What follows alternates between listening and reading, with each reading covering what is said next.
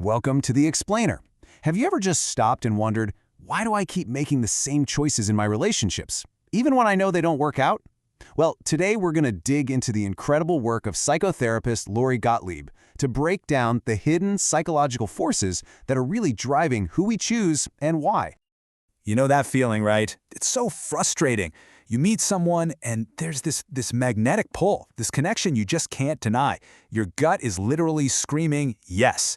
But then, a few months, maybe even a few years down the line, you look around and realize you're in the exact same kind of relationship you swore you'd avoid. So, what on earth is going on here? All right, so our first big idea here is going to challenge something you've probably always believed about attraction. Gottlieb's work suggests that we aren't instinctively drawn to what's healthy for us. Nope. Instead, we are powerfully and totally unconsciously drawn to whatever feels familiar. And yeah, that's where the trouble usually begins. It really all boils down to this one powerful idea. Gottlieb explains that we unconsciously go out and find partners who let us replay and hopefully, this time resolve, these really painful emotional situations from our childhoods. It's like a major glitch in our emotional software. Think of it like this. Maybe as a kid, you felt helpless in a painful situation with a parent. You know, maybe they were distant or unpredictable or just unreliable. Well, fast forward to you as an adult. Your unconscious mind basically thinks, okay, this time I'm going to win.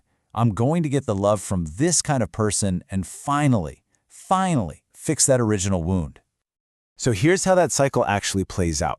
First, you internalize some kind of feeling. Maybe it's that feeling of never quite knowing where you stand.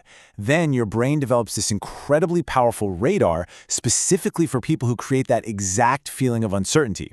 So when you meet one of them, your unconscious just lights up and says, hey, you look familiar, come over here. And you mistake that jolt of familiarity for real chemistry, and bam, you repeat the pattern all over again. So what's really happening here is that your brain is just getting its signals totally crossed. That anxiety, those high emotional stakes of a familiar and often painful dynamic, well, that feels exciting, it feels like home. But a genuinely healthy, reliable partner, that can feel calm, maybe even a little boring at first, because there's none of that friction. Your gut might be quiet, and you mistakenly think, nah, no chemistry here. And that brings us right to our next big point, which honestly just blows up our whole culture's obsession with that instant spark. Gottlieb asks this really fascinating question. We're all taught to chase that immediate butterflies in your stomach feeling, right? But what if that intense chemistry, that spark, isn't some magical sign that you found the one, but it's actually a giant red flag from your nervous system? You know that rush you get when you meet someone who's a little unpredictable or who doesn't call when they say they will? That's probably not the thrill of true love. Nope. It's more likely your nervous system just going into high alert because it recognizes a familiar, high-stakes emotional situation from your past. It's arousal for sure, but it just might be the wrong kind. So the key here is you actually have to retrain your brain. You've got to learn to see that calm isn't boring. It's actually incredibly exciting because it's a sign that you're safe and that this is stable. And that high-drama excitement you used to crave, well, you can start to see that for what it often is: anxiety. A warning that you're about to replay an old, painful story. And get this, a 20-year study Gottlieb talks about shows this perfectly. When they were asked years later, happily married couples almost all told this story about their instant chemistry. But when researchers went back and looked at what they wrote down at the time of their first date, so many of them had just reported feeling okay or fine.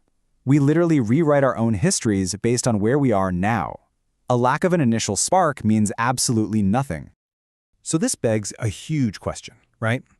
If we can see these patterns, if we know our relationship is painful but familiar, why is it so incredibly hard to just walk away? Gottlieb shares this powerful image from her therapy. Imagine a prisoner shaking the bars of their cell, just desperate to get out. But they don't even notice that to their right and to their left, the cell is wide open. We do the same thing. We stay in the prison of a painful but familiar situation because somehow the certainty of that misery feels better than the terrifying misery of not knowing what's next. So why don't we just walk around the bars? Because freedom, well, that comes with a ton of responsibility and a whole lot of uncertainty. If you stay in the familiar pain, you can always blame your situation. But stepping out into freedom, that means you, and you alone, are responsible for your choices and what comes next. And that, frankly, can feel absolutely terrifying. Okay, so this last insight takes us even deeper. past our relationships with other people and right to our relationship with life itself. And this one is powerful. You know, we always think the opposite of depression is happiness, right?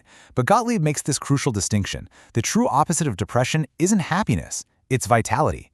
It's not about trying to feel happy all the time. It's about having this sense of being fully, vibrantly alive. So where does this vitality actually come from? The answer might surprise you. It comes from looking at the one thing we spend our entire lives running away from, our own mortality. Instead of pretending we have all the time in the world, we can use the knowledge that our time here is limited to live with so much more purpose. And look, this isn't about being morbid or anything. It's actually the exact opposite. It's supposed to light a fire under you. When you really accept that you could die tomorrow, you stop putting things off. It forces you to ask yourself, what choices can I make today that will make me feel more alive? It pushes you to stop sleepwalking through your own life. So, when you boil it all down, understanding these hidden forces isn't about blaming your past. It's about empowerment. It's about knowing that your gut feeling can be wrong, that a calm, steady connection is definitely worth exploring, and that the real key to a full life is choosing vitality over the fake comfort of the familiar. And that really leaves us with this final thought. You can stay in that prison cell with the open bars, clinging to the certainty of your misery. Or you can take the risk, you can walk out into the unknown, and you can start choosing the actions, the people, and the life that will make you feel truly alive. The choice really is yours.